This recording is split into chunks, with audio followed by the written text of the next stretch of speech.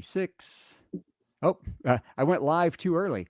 Hey, everybody, we're live 30 seconds early. This is Brad Tassell. Welcome to 1,000 marriage questions. Matter of fact, here's the bucket, everybody. And let's just, for the heck of it, stick my hand in there. There's over 1,000 questions in here and see what's first today. How many years should I be married before I ask my wife? Oh my gosh, it gets dirty right away. Donna, I hope you can hear me. How many years should I be married before I ask my wife to do butt stuff? Aren't we glad that I just said that? Let's start the show. 1,000 Questions is an entertaining discussion of marriage. We aren't telling you to do or feel or change anything about your life. Really, just listen and enjoy. And if you need real help, find a professional for your specific problem. We don't know you. How could we speak to your deal? Okay, have fun.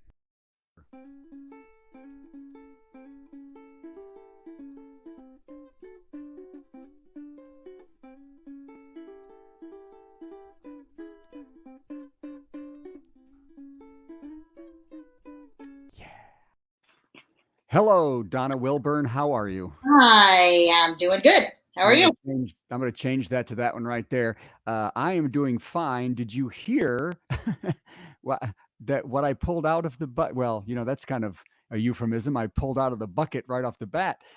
Did you hear that question that I just pulled out of the bucket? I did. Let's not talk about that yet. I'd like to do, you Oh, know, that's been like fun.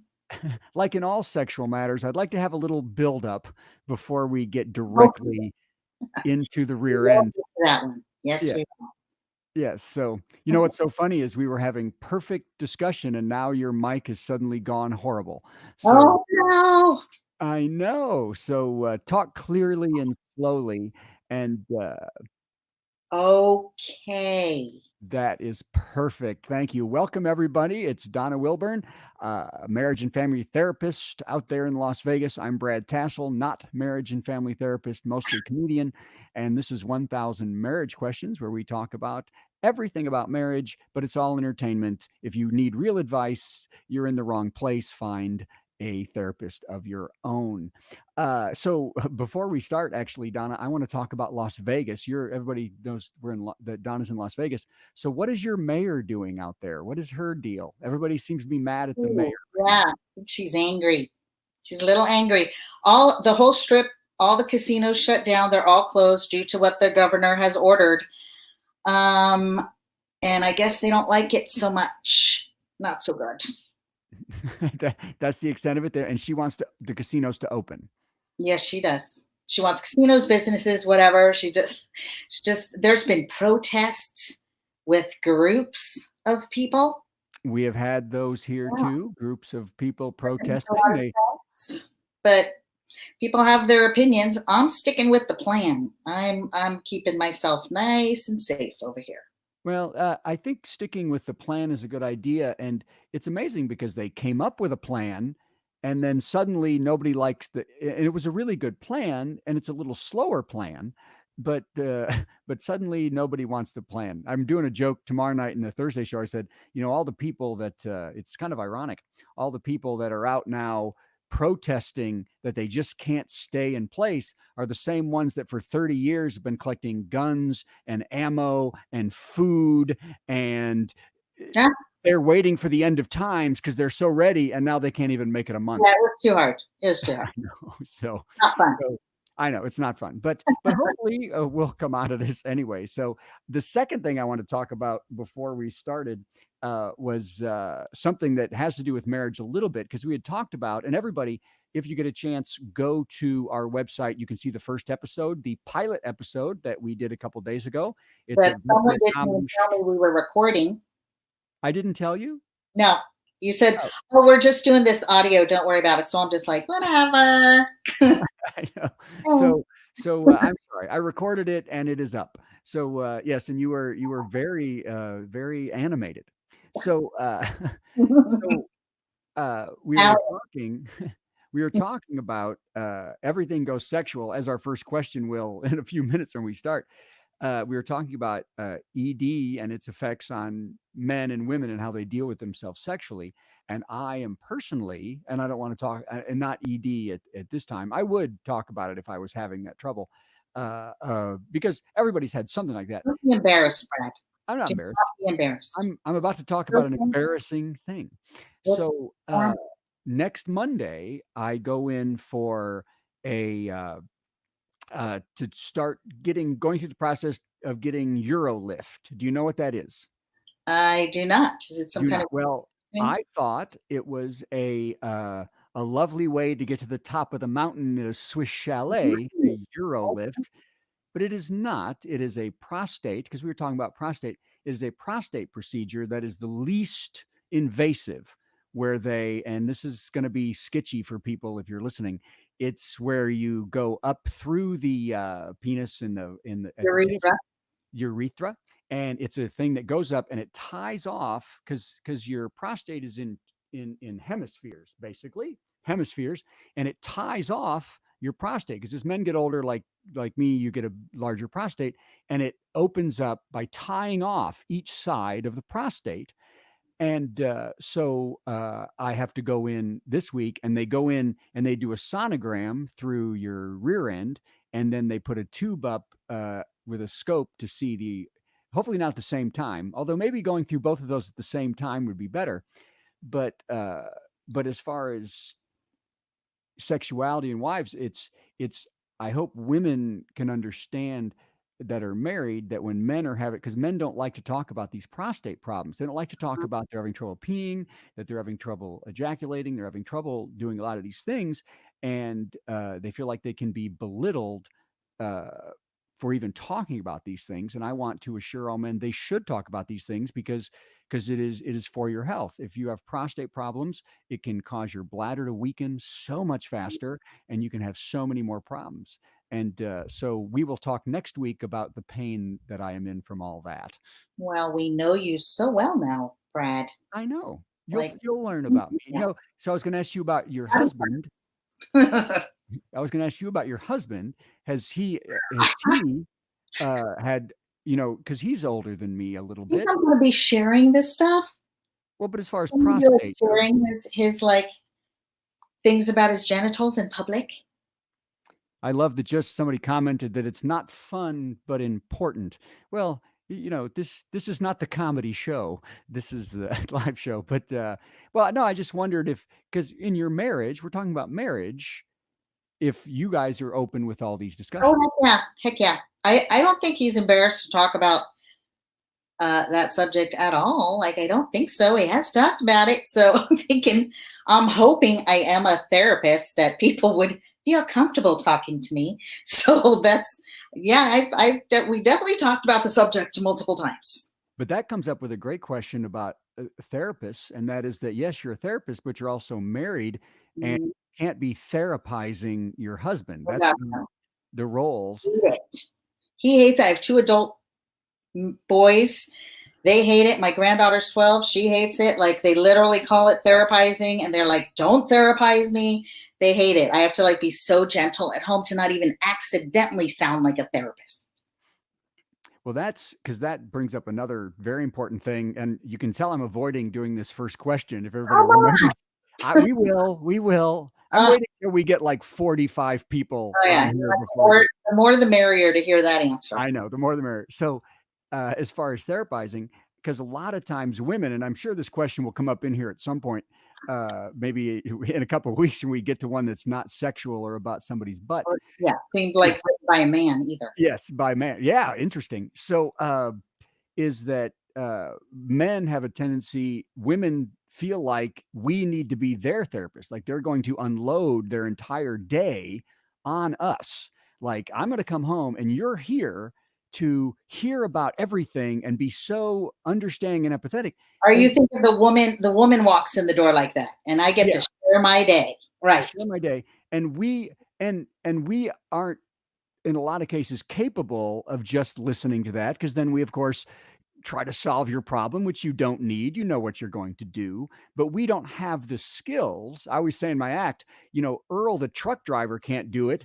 I've got a master's degree in behavioral science. I can't do it. So he doesn't have a chance in hell of, I know, right? and then women feel like they're so, oh, you're not supporting me emotionally. You're right, because this is all making me nuts. And Oh, and my day every day at work, I have to address that. well, that's why I was going to ask you to talk a little bit about marriage, and it's not a boundaries issue, but the roles in marriage that aren't really roles. Does that make sense? Yeah, so as much as we are very similar because we're all humans, we are different genders, and genders do have different chemical makeups that affect them in different ways. And then you have your learning things you learned by society growing up. So stereotypically, and I'm not putting everybody in the same category because there's always people who are more unique or don't fit into a certain profile. Typically, females are what's called verbal bonders. They are verbal bonders. So when they're connecting and bonding and feeling close to someone, typically they're talking. And if you've ever seen women hang out, they can talk for hours and hours and hours and hours and hours and hours and feel close to each other because they're bonding. Males tend to be physical bonders, which means they like to do some kind of physical activity together, and they feel like they are connected and bonding. Hence this fishing thing where they can just sit in the same boat and think they're bonding and no one's talking to each other. And I'm like, I'm a female too. That's not bonding. That's just sitting in the same boat. But you'll get in the house with the couples and the dude's like, I'm sitting on the couch with her while she's watching TV. We're bonding. And I'm like, you're not even talking. How is that counted as bonding? So to him, he thinks they're bonding. Look at us. We're sitting on the couch at the same time. And she's like super annoyed because he's not even asking her about her day or her feelings or what she did with her friend the other day. And she's not talking. And so she's thinking, how annoying. He thinks this is anything and he's not even talking to me, hence not bonding. And he's like, oh, wow, I'm a really good husband sitting on the couch with her bonding. Well, No. and interesting that somebody's commenting on just nod and listen, but the problem is we have No. no, see, I know. We have a very low threshold for that. Because you will pontificate for a day and a half. You want to hear something crazy that I used to say on stage? I said, ladies, we are incapable of that listening. We can't do that. Now, if you can encapsulate it pretty quick, okay. But if you want to really talk, here's what you do. And this is vile and disgusting. What you do is immediately when you come in, first of all, a lot of times women, I think, make us feel like it's our fault a little bit. And that when you tell us things, let us know that you're so glad to be with us. We're just venting. It's not you. We're just venting. But then we can't take that much venting. So make sure his pants are off when you start. Oh my God, Brad. What? No, I am never telling a woman that ever. She will never come back. I know. No. This is from my show. Thing to say. I'm not telling you how to do your job. Oh my God. So you just calm down and listen. Jeez. As soon as you want to start telling him about your day, you start manipulating an area that, just lightly, but not too much that he goes too far. And just, kind of touch that area. And while you're, two people have signed off from this. This is called Brad's Dreamland. Calm down. Just calm down. I'm talking for men. And then as you're doing that to him, he may not hear a thing you say, but he'll make all the noises you want him to, like he is listening. He'll be like, yeah. So then you do that until you're done talking, and then you will have had his full fake attention. Yeah, no. Oh my gosh. That would be a man's dream fantasy world, not reality. That is not. I know. That's the point I'm trying to make. Okay. Well, okay, so here we go. You ain't right. I know I'm not right, somebody says. Okay, so let's do the question. He's not the therapist. I'm the therapist. So when he says stuff, you don't have to take it as it's actually something to do. Yes, unless you want to. Actually, no one should take anything is what you should do. Go find your own. Okay, are you ready to hear this first question again? Oh my God. You ready? Go. How many years should I be married before I ask my wife to do butt stuff?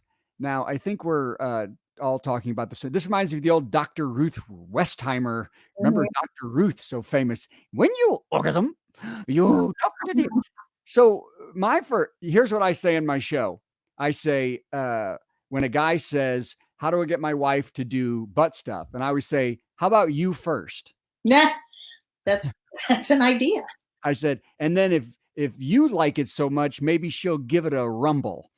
But that being said, my guess is if you haven't already been doing that before you're married, it's probably not going to just start right up, and she's not going to get well, but you never know. Maybe she is. So now tell us what really people should do. Talk about it together all the time. Like, you should be communicating about intimacy, and intimacy does change and people do change, and at one phase of life they might be uncomfortable with that or not open to that, and then another phase of life they may be open to that and more comfortable. Really, this talking about different aspects of intimacy is an ongoing conversation from the get-go. There is no like wait 10 years and break it to her then. Like that, same with kids, ongoing conversation. If you want to have children or don't want to have children, this is not something you like wait to talk about. Same with intimacy. It's ongoing to understand their perspective about intimacy. But this also no is no, first of all, though. I At mean, the, at the moment. No yeah. is no at the moment. Yes. But there's a limit where you're asking every couple days, and you need to pick your times. Talking about is today. Are You you just said, today? and How about today? sometimes you get drunk, and then you won't do that again. Oh my gosh. Yeah, that's not what I'm talking about. Dialogue. You guys are like, kind of talking. Now, what are you thinking lately? Or let her, if, I have to say, like, both genders do enjoy stimulation in body parts.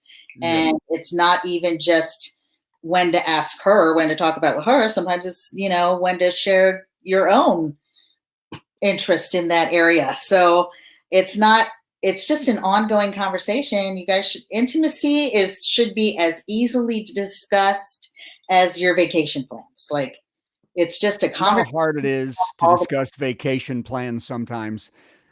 Where do you want to go? I don't care. Well, how about here? No. How about here? No. How about there? No. Is that so in a way, having sex could be the same. You ask, honey, do you want to do this? No. Can we do that? No. Can we do that? Okay.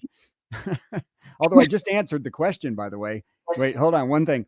How many years should I be married before I ask my wife to do butt stuff? Well, you got to get her before her alcohol tolerance is too high.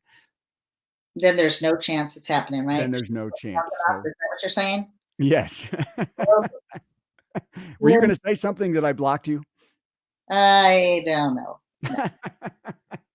Well, I mean, but I really, as far as this specifically goes too, is I think you're right. It's always, sex is always a work in progress, and it changes over time. And it may be one time that you get a chance to do it, but I would suggest you don't try to slip it in without her knowing, or whoops. Yeah, that's a surprise. Not something you want to just surprise. Yeah. No. That's assault. But even if you're married, that's assault. Although, every once in a while you're in the, I think many times I've had my wife, and you've probably said, down a little or up a little, or you need to, the dog is about that. Donna Wilburn's husband, I think, just came in and asked her about this question and if it's possible to do it. So she had to leave. Quarantine problems. What's the problem? Quarantine problems. Quarantine problems of the dog. So, okay. Well, I think we've covered that one pretty well. I'm going back to since we only have 10 minutes left, so I'm going back to the bucket. And I'm going to let's see. Hold on, just to clarify that, whoever asked that question, the simple answer is you never wait. Never wait. Always talk about it. And that is going to be an answer we say a ton as these come through, because there's going to be a lot of sexual questions, and that's going to be the answer a lot. And whoever answers that question, I guarantee as I go through here, 22 people at least have asked that question over the years. So, okay, next. Here, now, something that's not about sex. Will the chores get worse? Now, when we're talking about chores, first of all, what do we think? Is this person a man or a woman? Man, women don't even ask the chores; they just do chores. Like, Well, but women women can ask about other.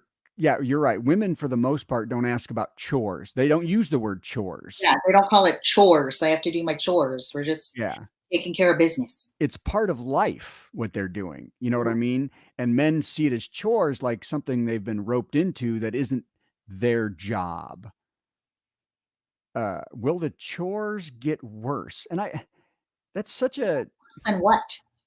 well, it's such a question of somebody who's like, I shouldn't be thought to do any of these things. This is, so when you have men come in and they're complaining about doing any of the work around the house, what are you telling people? I blame their mom. Their mom should have had them participating and helping out and doing stuff around the house, just like she does, dad does, everyone else does. Or I blame their mom for giving them a role model. Dad never did things around the house, so this boy thinks he doesn't have to do anything around the house. Like, no, we're a team here. And then for someone to come in and that's their complaint, first they blame their mom or dad. I'm like, oh, great, they're raised in a house where they didn't have to do anything. And then we have to clarify what team means and relationships. It's not what do you call that? Like, I'm king of the country. No, it's a team. Well, what's interesting to me is so many men aren't doing the most in the workplace. They're not making all the money. They're not doing, and yet they still haven't gotten to the point of maybe I should help around here and do this kind of stuff. Knock. I do a joke in my show. Quarantine is doing. I'll tell you what this quarantine is doing, because I've had these come across my path lately. Some very irritated females because the guy who's used to working outside the home, who is now in the home all day, did not take up any of the home work to do. No, he found his video game system from 30 years ago, and he's sitting right in front of it. That is not flying. That's not going well. But now, interestingly enough, I do a joke in my show where I say that he says, my wife is a terrible cook. Her food is awful. What should we do? And I say, pick up a pan. Learn to cook, dude. What's wrong with you? You could do that. And I say, let her do the laundry, because that's what women are supposed to do. So, and then everybody gets mad at me because I just said that's women's work. But it's a comedy show, so that's why I do it. Get away with it. Which, in my house, I don't do any laundry. Just saying. You don't do it. That's my wife won't let me. See, here, for the men who really want this to work, is be horrible at stuff. Try to do it. You just don't talk, Donna Wilburn. Be horrible at stuff, and she won't let you do it. So my laundry skills are so bad. I don't separate. And it has to do with also, she really is very specific about laundry. And obviously she would never let me touch her clothes or my daughter's clothes. So even if I could do laundry, it'd be only mine. Then I don't do my laundry right. So as far as laundry goes, we have made that decision. Now, I clean the kitchen for the most part. I make all the food for the most part. And I do a few other things. I can't think of them, but I do other things. And, I know. But as far as those two things go, she's laundry, I'm kitchen. And but she will never let me touch the laundry. But you didn't do that on purpose. And I need to have a sign that says, don't listen to Brad. Well, but that's the whole point of the show. The whole point of the show. People, well, it's just like when I do comedy. You can separate the comedy. Yes. I don't know. I bet you there's people that think that you're like talking from somewhere, like, oh, that's out of my butt. Yeah, that's where you're talking from. And the doctor will see that when you go there. That's when he goes in with, how thick? I wonder. That thing, that thing the sonogram thing that they put back there to check your prostate and map it. I wonder how thick that thing is, because Are you that's going to scared? be what? Are you scared? I'm scared I'm going to like it. Oh, No, I'm just kidding. So anyway, but hey, you know what? I hope I do. new territory. New territory. So finishing off the chores thing, and then we'll have time for one more little question here before we finish up. Is that I just think when somebody comes at it with that asking the question that way, will the chores get worse? It depends on the answer can be no if you're pitching in anyway. You know what I mean? If you're Now, already the thing pitching in in, my head is, will the chores get worse if I have 10 children? Then I'm like, they could get a little more involved. well, but once you have 10 children, you're Yeah, gonna be counting on the oldest children to be doing a lot for the yeah, younger I guess children. You have that kind of that's family. true. So is the answer no? I don't know. But that reminds me of one last thing though about chores. Although when you look at chores, a lot of men like I'm in charge of all trash and recycling, and my wife literally just leaves bags all over the house that I need to take out and stuff like that. There would not even be a discussion of that she would touch trash or recycling. They canceled all the recycling here during a pandemic, so they don't come around. And then the recycling, we have to drive 6, 7, 8 miles with the recycling. There's not a chance in anybody's life my wife's gonna. It was known unsaid that I would do that. You know what I mean? That is your department. That And is my department. And I think this guy with the chores getting worse, you need to understand that you have those roles too. And will it get worse? Sure, it's going to get worse. It's going to get better. Just do that. It's not that big a deal. Do the job. I know. life takes work. I know. We have to do stuff. Well, I think what you find out about most of these questions is they're not questions. You're just finding out how petty and useless people are. Yeah, finding out about your audience members. Yeah. Oh, I know. Okay, let's see. What's in the bucket? Okay, this isn't an actual question. It says, see, it amazes me when people write things that are meaningless. We're going to have to do a different one. It says, why do you question me when you're asking me for advice? Why do you? No, I that's don't to know. the wife. That's to the husband. That's why did you ask me if you didn't want to hear what I had to say? Oh, you know what? I thought they were talking to me. Yeah, no, that's not to you. I get out of yourself there for a second. That is someone to their spouse. Oh, it says, "Hey, Brad, why are you asking?" It does not. No. Okay, so I'm pretty sure because I get that topic a lot. Okay, it's like, why did you ask me if you didn't want to hear what I'd say? If you weren't going to use my advice? So what do you say? When is that a condition that when you ask somebody for their opinion, you have to use it? Why is that conditional? What kind of person is like, if I share advice with you, you better use it? So many people. Uh, It is just so many freaking people. not- I that's a little on the controlling side, I say. Yeah, it's just your opinion. Thanks for the like taking a survey. A survey. I just can't believe I didn't understand that question. But It's only somebody just wrote that my mom asked my advice and then discounts it. But so what? That's what people do. That's why it's advice. just taking a survey. I just want to hear what you have to say.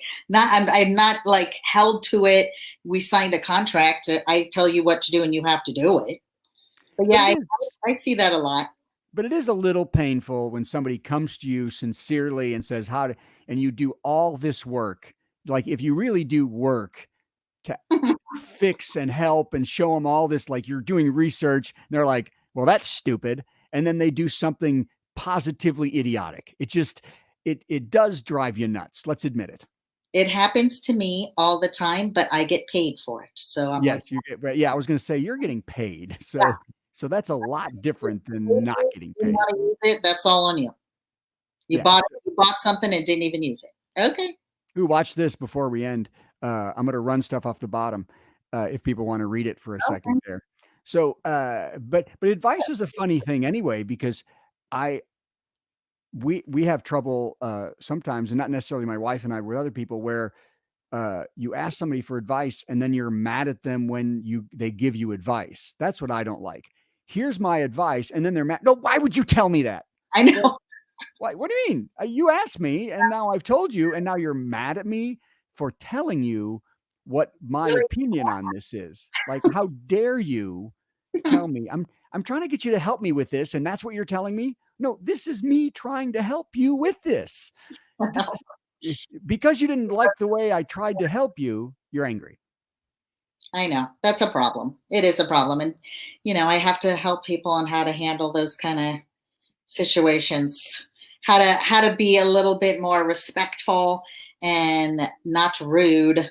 If you ask for help and you're not supposed to be rude to the person that's helping you, you can just say, okay, well, thanks for your input. I'm going to go somewhere else. Thanks.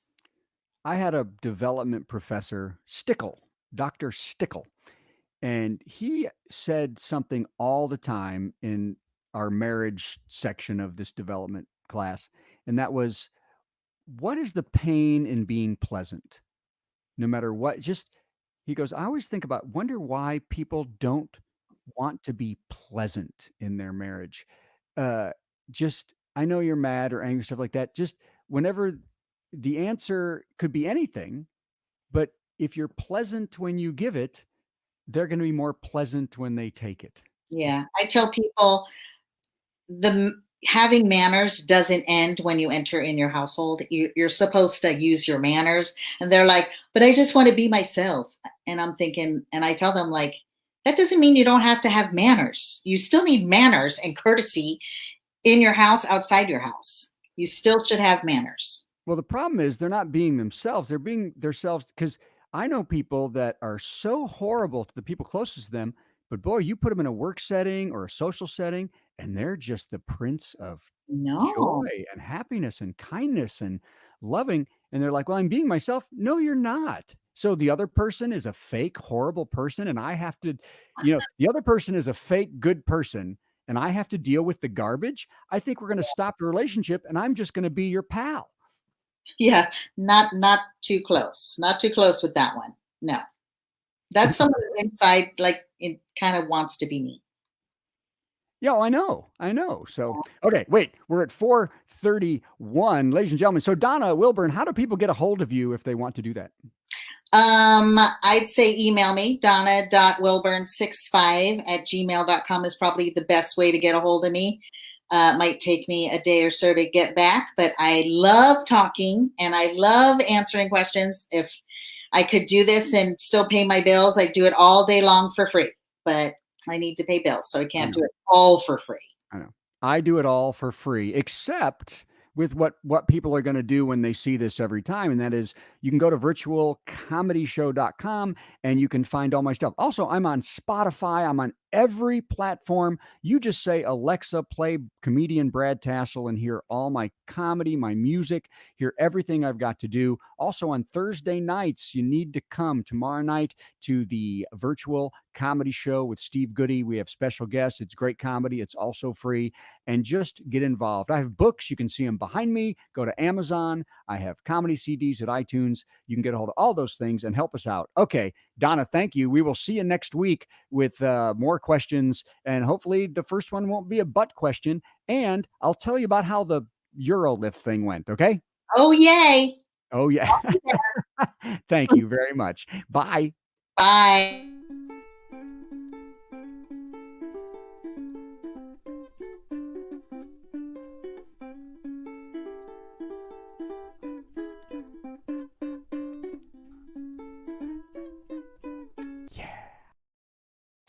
And that's the show, folks. Goodbye. We're still on air.